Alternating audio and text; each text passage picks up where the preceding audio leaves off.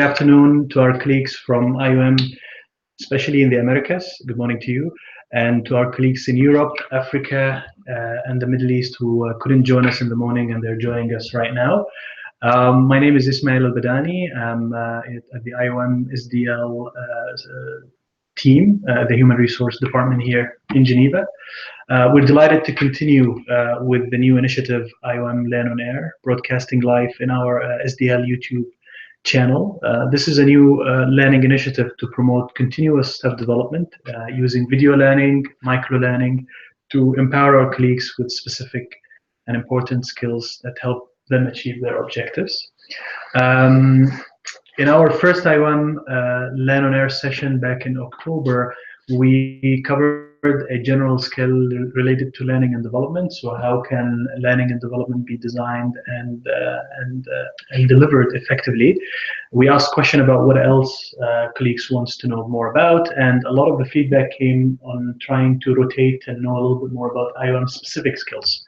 And with that in mind, we're delighted to cover today the subject of IOM Migration Governance Framework, MiGOF, which is something that is applicable almost to every aspect of our organization. And delighted to have two of my colleagues here based in Geneva, Maurizio Posati, who's the head of the Multilateral Processes Division in the International Cooperation and Partnership Department.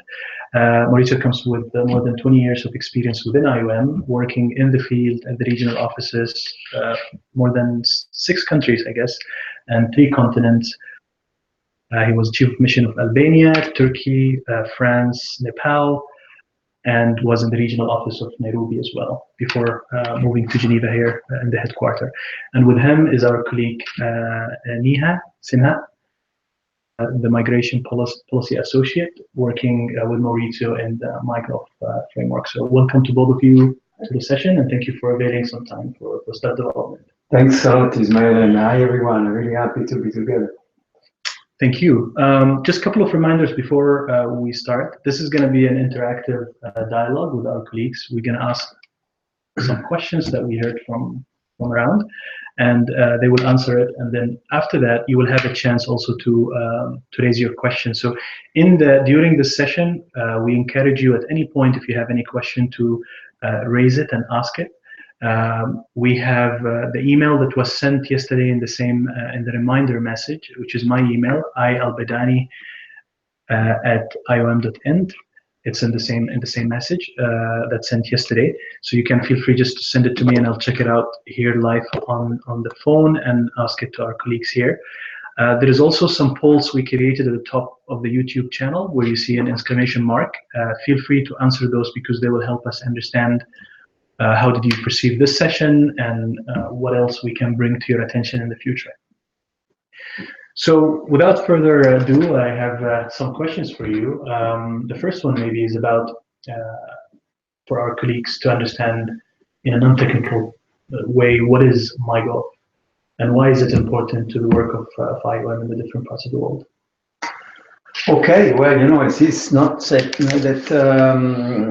easy to be simple, but if I could find an image to describe MiGOF, as we call it, but I would say a blender, a flexible container that where you can actually blend up and amalgamate the whole summa of the whole knowledge of IOM in terms of supporting our partners, the member states, the institution, the society, the migrants, to achieve a well-managed migration and governance. What does governance mean? Essentially, governance is a systemic, organized approach to manage in time challenges and opportunities that migration carries. For instance, when back in 2000, the Millennium Development Goals were developed, were launched, we in IOM cried out loud that migration was not in it, and we thought it was basically the missing opportunity of the MDG. But then 15 years down the road, when the Sustainable Development Goals were developed, formulated and launched, I think we managed to pull off a very important achievement for IOM. That migration was firmly and deeply ingrained in the Sustainable Development Goal. not only in one of the targets, the 10.7, in which member states committed to achieve safe, regular, orderly, and responsible migration through well-managed migration policies. And but also throughout the agenda, all throughout the 169 targets. So for us, migration governance is a way to achieving the Sustainable Development Goal, all through its different entry point target. And migration is a way of structuring and pulling together, or actually bringing to the surface all the interconnection that exists between the different targets. Safe, orderly, regular, responsible. What does it mean? So just to, in a nutshell, we have, in a way, encapsulated this in a concept, in a framework that sees three main principles and three main objectives. Is the A, B, C, D, E, F. So the principles are the how a country should actually line itself up or shape itself up to make sure that it can achieve the objective. The principle one says adherence to international norms and basic principles. Principle two says the importance of the all of the government approach working together, and also basing policies on sound evidence and data. And principle three says the importance of working in partnership, all too obvious but very difficult to achieve. If A, B, and C are in place, then you can start looking at the what. What will make migration safe, orderly, regular, and responsible? Looking at the community where people come from, those close to the migrants, how to look at the well-being of them without not having a right-based approach. So you see, you start seeing nexus between objective two, or looking at the complexity of the mobility during a crisis, man-made crisis, but also a natural disaster. And objective three, looking at making sure that migration actually happen in a safe and regular way. It means actually preventing, combating, trying to eradicate the human trafficking, smuggling, the scourge of people being exploited and enslaved into forced labor. So, and obviously you cannot have one thing without all the other together. So here my image of MiGOF as a blender, as a flexible container, where you can see the complexity of our work in action. This is a good picture to imagine how MiGOF is all formulated, and I think it all makes sense and it's interconnected in its pieces. Again, from a staff development and learning, I'm always curious about knowledge application. So after explaining all of this, many may ask the question of, how does that apply to me, to my reality? I'm in the field, I'm in the regional office, and you've been there, I'm in headquarters in a different departments. How can I use this in my day-to-day work? Right, in our community, complexity, our job architecture is growing faster, more complex, and more varied. Of course, we don't apply all MiGOF in the same way. A chief of mission, for instance, actually could utilize it to use it as a lens, as a prism to see the reality of his or her country, to be able to formulate a national strategy, to be able to raise migration within the United Nations country team, to be able to articulate with the donors the importance of focusing on one priority rather than another, and obviously as a very important advocacy tool with the national government, because obviously MiGOF is not our tool, but it's a tool that, for its flexibility, actually, and malleability, also adapt to other institutions that want to use it. A project developer and a project liaison person working in a regional office, for instance, could look at the regional dimension, for instance, of partnership, and being able to draw commonalities between countries within the same region. And if you are a resource management officer, obviously that you have to look at the concrete impact and the costing of the impact and the benefits of certain investment. As you know, we are now all bound to compile this institutional effectiveness questionnaires. They could actually see the point of IOM basically focusing and reporting the allocation of certain of resources on a certain target or number of target rather than others. So the whole community of IOM can use MiGOF in its own merit and special way, in a differentiated way. Thank you, Mauricio. I guess the natural follow-up to that question is someone now understand how they can use it. But maybe the question of how did you have any life experiences or real examples from the regions or countries or departments that really used it or started to use it?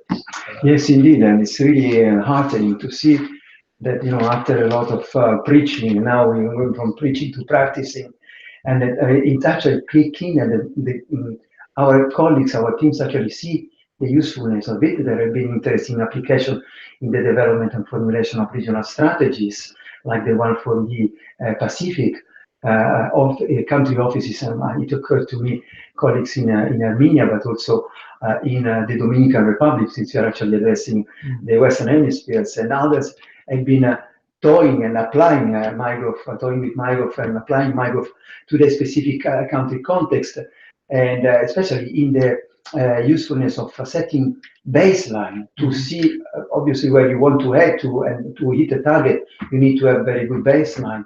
So MiGOF, it can be utilized as to see if the house is in order. So you have the bare minimum necessary to start the long march. So other countries like Armenia have utilized MiGOF, and Albania in their national assessment for the development of new migration policies. So there is, I would say, an interesting fermentation and embryonal growth of the potential users at country level. That's very interesting. It's definitely a great advocacy tools that can be used by anyone. From a skill point of view, I mean, you have a lot of people saying now, we see how it can apply to our area, but help us or guide us in the process. How can we develop skills, maybe the top 3 to 5 skills that can be taken by an IOM staff at the different areas of work in order to them to be let's say, able to use the framework? Right, very important, absolutely, Ismail. I think that what is key, asking always the question, what's in it for me as a colleague? Why should I invest in learning how to utilize MiGOF, apply MiGOF with limited resources and everybody will be overworked? I think this is a very important point. How can I actually base and stand on it as a possible further step on my career progress? So, and as you mentioned, I can say 3 basic set of skills that, you know, more general, I would say, and depending obviously of what job family I'm looking at, but in a standard mission, you look at obviously senior staff, chief of mission and project developers, they need to have a very good grasp of the knowledge of the various compartments of my job, and the various what we used to call services and areas. And but more specifically, I think what would be useful, I think, at least a good knowledge of the international normative, what are the key normative tools that obviously the Universal Right Declaration and the Covenant of Rights. But we don't need, again, this is, I think, an important point, we don't need to be law experts to use it. But obviously, it's important to know at national level, at least at some element of the administrative structure and fabric of a country. And if you come to more specific skills and level of expertise, obviously, as implies to be applied for project and programming, and also reporting, the knowledge of our basic tools in-house, like the handbook for project development, handbook of project implementation, resource-based management are also in order and quite important. And when you come to softer, more soft kind of skill, obviously it's important looking at ability of reporting, since it's also a tool for reporting, policy analysis, strategic thinking, and also since as we know it's going to be spread and roll out in the organization, and knowledge transfer and training skills could actually be interested for those who would like to a little bit more in depth in actually fiddling with MiGOF. Very interesting. I like the way you split technical skills from general skills, because there are some general skills, like you mentioned, strategic thinking, but also training or trainer skill from knowledge transfer that can be applied to any area. And there are some specific MiGOF skills that needs to be developed over the years, over the time. So this is a good actually reflection from the last session we had on Learn on Air, where we discussed about effective learning programs and how you become effective trainer. So this is how maybe the two areas can interrelate, because this is a subject matter area, but like Maurizio mentioned, you need to have that knowledge transfer skills to advocate and share that expertise within the organization and even externally. So appreciate that description. The follow-up question to that would be, what are the available learning resources that people can go to, at least initially, to develop or start the journey of developing their skills? Right now we are trained to developing a full training package for MiGOF, for basically training MiGOF and rolling it out organization-wise. We have so far developed a training and are actually piloting. The first pilot training took place at headquarters a couple of weeks ago. I'm very pleased that Nea, as the key training member of the team that is developing the training, is also here to perhaps pick a few questions about the way ahead. The pilot training is a blended training, so it has before, during, and then after. During being the 3 days face-to-face training that we have so far exposed about 25 colleagues, middle to senior managers, that are actually helping us to hone the training, to get it ready for a second pilot that we will be launching in one of the regions, because as I mentioned, to get to universality, we need to get down to the second tier of our organizational structure, that are the regional offices, and then over to the mission. So the second pilot will probably take place early next year to one of our regional offices, and then from there we would like to launch it and to cascade it over to the regional offices to the mission. So this program will take the whole of 2018 and the best of 2019. But as it's going to be institutionalized, is a long haul to making sure that everybody is aware about what MiGOF is, knows about it, it's important, knows at a certain level how to use and how to explain it to others. The final end, I forgot to mention that MiGOF is not only an internal tool, but it's also a tool for institutional partners, government officials that are actually working on developing migration policies and migration governance. So we are also tailor-making the training to make it fit to the need of our the member states, institutional ministries, and units that are actually working on migration management and governance. And this is also going to be one element of the package. And Nea will be able to give you a little bit more of details on how we'll basically unfold, in particular, the different items of this training package and how we plan to reach out to the whole IOM community. Please, Nea, if you can elaborate on that training pilot. Thank you so much. It was the first pilot that we did in November, and now we've received feedback on this. What we have planned is that by the end of this year, we will have a training for trainers, a manual, like Maurizio mentioned. And then in the first 3 months time, we will start rolling out the first phase of this pilot in the regional office. And we will also get their feedback, because I mean, as Maurizio also mentioned, that MiGOF is a living, it's a process. It's not like something which doesn't change, it's flexible. So what we hope for is that after the first this rollout in the regional office, it will slowly trickle down to the country offices. So what we are hoping is that throughout 2018, we will do it in all regional offices.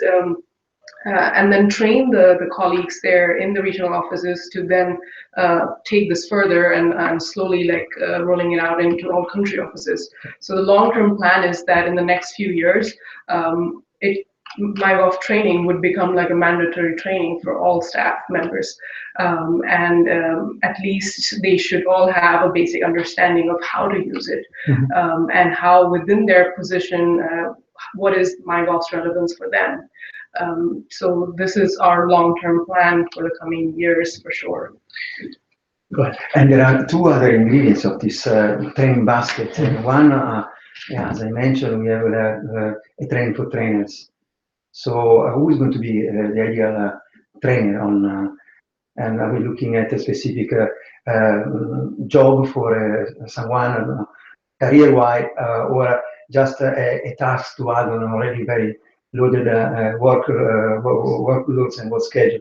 Well, a mixture of both. I think that since this is going to be a major institutional undertaking, there ought to be proper trainers that are going to support regional offices and mission. And so we are actually seeking volunteers to come forward. And obviously, once also the cost of this exercise are properly factored and covered, we will be able to enrich also the IOM job families and architecture. The second is also equally important, as you know, this is a question of our institutional knowledge, is the creation of the establishment of a community of practice. Yeah. So a group of us that will be able to I say, plunge and tap into knowledge at only a click away. Now we know we have so much knowledge and sometimes a plethora and also a redundancy of knowledge that we can hardly find something so relevant. What does it take to regional in the Balkan to support the formulation of a national law on labor agencies? So that in this small community that we hope will be growing fast, we'll be able really to help each other actually in getting to the right knowledge at the right time without too many turns and swings and too much added complication that, you know, unfortunately now exists, because we are not as good as we would like in managing our institutional knowledge. Yeah, and I think one interesting thing about what I found about MiGOF is you've chosen the path of empowering colleagues and developing the skill first before you ask them to do the work, which is a golden opportunity, I guess, for everybody to develop, at the same time apply that knowledge. Yeah. Before we finish with the question, I just wanted to remind our colleagues to I look at my phone just because I'm watching some of the questions that you're sending. So please continue to send them to my email address so that I can check them now. And in case we don't have time to do it now, we'll make sure together with the colleagues to follow up with some answers. The chat room we have there is available, but unfortunately after the end of this session, all your comments will disappear. So we prefer the email so we can track and record. Also, there are some poll questions on the top of the YouTube channel to help us understand your reaction from this session and what you need to do in the future. So please fill. There are 3 questions I think there, and you can fill them during the session as well. The last question I have for you, at least from our end here, is what is the roadmap for 2018 and beyond for MiGOF? You mentioned about learning and development, but what else is happening? Well, you know, what really caught me when you were just explaining the way ahead, the concept of life skill. You know, sometimes when we think about the skill for life, or basically life-saving skill, sometimes we tend to throw colleagues and hope that they really learn how to swim as we do it. I think that with MiGOF we cannot take the luxury of improvisation. So this is a solid, continuous, incremental, gradual exercise to the whole, pass me the expression, the whole army behind it. And so making sure that before and there is no improvisation, because you're talking about, obviously our work is always about people ultimately, and people life and people well-being. We need to be extra careful that we know really what lever to action when we're talking about migration policies, migration law, because we need to be a credible interlocutor when we actually actually cross ways with these national officials and the ministries. We know that our people are extremely competent, their level of expertise is very high, so we need to actually reach out and match and live up to the expectations. So MiGOF is something serious that will be growing as our community grows, and in the coming 2-3 years, because this is basically the timeline that we are looking at, we will be reaching out a growing number of people, making sure that there are going to be obviously different tier of knowledge and exposure, because a colleague that starts working in a mission at more junior level doesn't need to basically to know the full articulation and the full complexity. So we need to have in these 2 years, basically a completion of the training tools, but also a tailor-making of the tools to the specific target in the organization and outside the organization. So, as we mentioned, just now we have the pilot, the second pilot, the training for training, the first rollout, and I'm thinking maximum in 2018 we will be able to reach out no more than a tenth of the IOM staff. So, which is already quite a respectable number. 1,000 of us will be actually exposed to training. Then we will be counting, and then in the 2019 through this cascading over through the mission with the cluster approach, we will be able to reach all staff. And as Nea mentioned, it will be actually made an institutional training that will be required at entry point, and actually as we progress career-wise, also as a way to measure and to monitor our performances, which we put as part of the SES, the staff evaluation system, and so on and so forth. So it's a gradual assembling of different blocks that we will basically take the next 3 years, I would say. Okay. I think we have already some questions coming. So I see here two, one from the Americas, and it's really about tools. So basically, do you envision to have an online form or an electronic form for people to report on their contribution to the MiGOF framework? Okay, if you and colleagues would actually bear with me, I will take one question and then we'll ask Nea to take the second one, because I'm afraid I have to shoot off the terrain visitor expecting, and again, my apologies for that breaking the session. I hope to be more and more common. Yes, indeed, it's going to be formatted and formalized as it takes. It will be also as a part of the training development, but more importantly, the implementation of the training.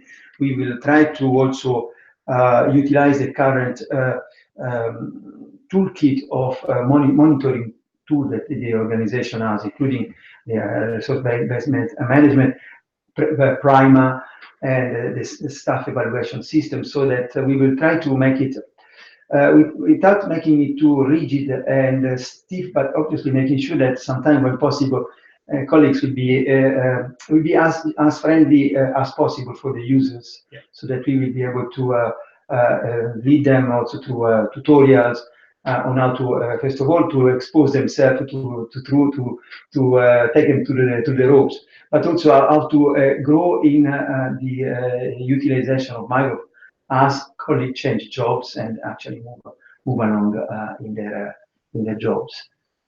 And now, if you excuse me, and I would like to say goodbye to everybody, and let us know if you need any possible reference. We are just a click away. Thank you very much for being with us. Thank you for your time as well. Thank you. Yeah, we have. I guess what I see here is two questions. One of them is about the key skills that would be required from an IOM perspective to engage with external stakeholders, and who would be those external stakeholders that should be engaged for the MiGOF framework? For the MiGOF framework, the kind of skills that we are trying to enhance and work with, as was mentioned by my colleague before, were both related to like technical skills and soft skills that we are working on. One is that, of course, your understanding of how your work connects to the overall global mission of IOM, our global objective. So a basic understanding of different aspects of IOM's work, the way that this work then connects to external stakeholders, thereby meaning like government officials, donors, media, for instance, academic institutions. So to draw those linkages and to try and see a bigger picture, that's what MiGOF is there for. In terms of soft skills, what we are trying to hope is that through this training, you will be able to communicate you will be able to advocate with the external stakeholders. So if you're going to talk with a UN country team, how does MiGOF help you with that? So that is a part of this training program. If you're going to talk to a donor, for instance, what kind of fundraising strategy does MiGOF help you with? That's also a part of the training that we are giving. In terms of talking in your country missions with other, like with the resident coordinator, where does MiGOF come in? So it's not about the word MiGOF or the principles objectives. That is more for us to understand. But when we use that for external purposes, how do we frame the answers in a way that the MiGOF structure helps us to connect our work with the bigger picture, to explain to external stakeholder that our work is not just a project based, it has a bigger perspective, it has a bigger objective, and to use MiGOF without using the word MiGOF. So you use the principles and objectives of MiGOF, and you try and promote our work to external stakeholders. That's where the framework helps you with, and this is a part of the training that we are working on. Thank you, Nia. And there are actually two questions, and it's from our colleagues in Europe, in Austria in particular. The first one is, how will MiGOF be linked with the new version of the Essentials of Migration Management Handbook, which is currently being reworked? So is there a common training involved for both? So that's the first question. We are working very closely with the team that is developing the EMM, the 2.0 version. And what we are hoping is that MiGOF will address the why of why migration governance is important, and what are the basic principles and objectives that should be guiding the migration policy of any country, while the EMM, that training would help you understand the why and the how of that training. So if there is a gap in the migration policy that MiGOF assessment brings you to, you identify that gap, and then the EMM training helps you understand how you're going to address that gap. So it gives you training which goes into like an in-depth, like a deep dive into thematic issues, which MiGOF training is not really doing that. MiGOF training is more of a broader objective, like encompassing a bigger picture. You understand what are the broader principles that should be there in a migration policy, while the EMM training will go like a deep dive into individual like sessions on labor migration, on trafficking, on issues that are related to migration management, which of course is connected to MiGOF. So if you will be part of hopefully the next sessions of MiGOF training, you will see that we have a session in the pre-work. There's information about what is EMM, how does that link to MiGOF, and the same that we have done it like vice versa. So the EMM training will have aspects of MiGOF and how it connects to MiGOF, and for a government official, depending on which level of the government that they are, which speaks to like which part of the government. So for instance, if we do a MiGOF training, it will not be for the frontline officers. For instance, we will do trainings for like mid-career officials to senior government officials, while the EMM training is more for those who are directly implementing the migration policies, who are not really like the senior management. So we are trying to work with the team also to make sure that there is coherence within the both of the trainings, and we are answering and speaking to each other during the training content, so that EMM is part of MiGOF training and MiGOF is part of the EMM training. Thank you, Nia. I think a follow-on question to that, which you may have partly answered, but I mentioned it to you. There's a question on why we no longer talk about migration management, but talk about governance. I guess you highlight a little bit that the governance is the step, and then if the management after. But if you want to elaborate a little bit more on that point.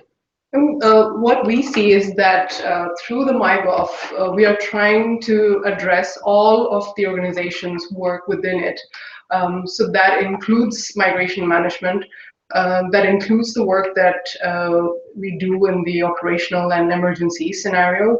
So for instance, when we talk about the migration crisis operation framework like the MiGOF, how does that link to MiGOF? And are they separate and are they independent of each other? No, they are speaking to each other. MiGOF is a part of how MiGOF is to be achieved, and we see it clearly that through, for instance, Objective 2 is a place where the crisis framework is addressing, and MiGOF is a part of that. The same way, migration management, EMM is cross-cutting, is throughout the MiGOF. So the name itself, the migration governance framework, is not supposed to have the limitation that it is just governance. It is overall structure that is given to trying to understand migration policies, what should it encompass, and it includes both migration management, it includes crisis work, it includes our work in resources management and training, which all of them address to finally achieving a good migration policy. And this is our way of achieving target 10.7 of the SDGs. And as you would know, migration governance framework is the only so far internationally agreed by member states as the definition of how we define well-defined migration policies to achieve regular, orderly and safe, responsible migration. So there is absolutely, it's an all-encompassing framework which is simple, flexible, and at the same time it gives you enough space to see how your work, whatever it may be, how it addresses the global objectives of IOM. Thank you, Nia. A question that I think came in the morning, but also came in the afternoon, so it's interesting to see the trend, is about the rollout location for the Train of the Trainers program that you're going to launch 2018. Is there a plan and a name of those countries or regions where you're planning to roll it out to? We haven't finalized the first set of countries that will have this training for the trainers. As Maurizio mentioned, what we are hoping is that we will have colleagues who have experience of working within IOM for a few years. We will hopefully have trainers in all regions, and we will also hopefully have trainers who are of different profiles. So we want to have trainers who can speak to, for instance, thematic experts on maybe labor migration or health, or even people who are related to working in emergencies and operational offices. So we are looking at a very diverse portfolio here, and hopefully by the end of next year, we are going to have a team of say 30 to 50 trainers who will then roll out these trainings in country offices across our field missions. So for now, we haven't finalized the first set of countries, but we will definitely be keeping in touch with all our regional offices to see who could be nominated and who could be the first set of trainers for this training. Thank you for that. I think we have already received all the questions we have for the session. We, just as a recap, we're gonna send you all the documentation related to this session, as well as the recording from today's session, so you can see it and you can forward it to your colleagues who couldn't attend it for any reason. I also want to say thank you to you, Nia, for stepping in and being part of the interview, for valuable insights. I learned from you and Maurizio quite a lot personally, so thank you for sharing that. And for our colleagues in Europe and the Americas, Africa, Middle East, and Asia, we will send you the YouTube channel recording so you can see it after. If you have any questions that you may still have, and I just received one right now, so if you don't mind, Nia, we go through that question. Sure. But even if you didn't have a chance now, this is the beauty of sending an email. We will make sure that together with Nia, we sit down and look at that and answer, even if you send it after, because we know that people reflect after the session sometimes, which is perfect. So you can send an email. Just make sure that the title of the email is related to this session so we can better track it. The question we have just coming now is, are there any gender indicators that are related to the MiGOF framework? Yes, I think, I don't know if you have been part of our previous iterations of the training. What we did this time around was that we included a whole session on gender, and we had a discussion and like an explanation of how gender is cross-cutting throughout the MiGOF and which indicators are to be used, and these are also going to be part of the results-based framework and in the institutional questionnaire to understand how the gender aspects of our work on migration issues, how they contribute to the achievement of migration governance, a good migration governance policy and a good migration governance in the field. You will see, like, also we will have that in our facilitators guide, in our training for trainers manual.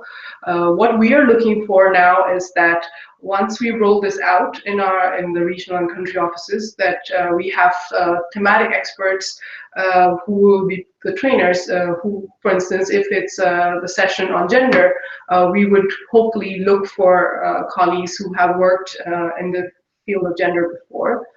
So if you are, we are happily looking for volunteers. So if you would like to volunteer as going to be a part of our batch of trainers, please do keep this in mind, that you would really need to also see if you have the thematic background for the session that you would like to be a trainer in, because we need overall like trainers, and we also would like to have thematic trainers for different sessions of the face-to-face training. So do please let us know what background and what do you bring in to this training. So that will be very much interesting, and of course any feedback and any kind of inputs if you have, we are more than welcome to incorporate that. Thank you very much, Nia, once again for your time. Thank you for being engaged and sending all the questions, and for your time today. We understand it's the end of the year, so a lot of you are busy wrapping up projects. Appreciate your time, and happy holidays to everybody, and we'll see each other in the new year. Thank you.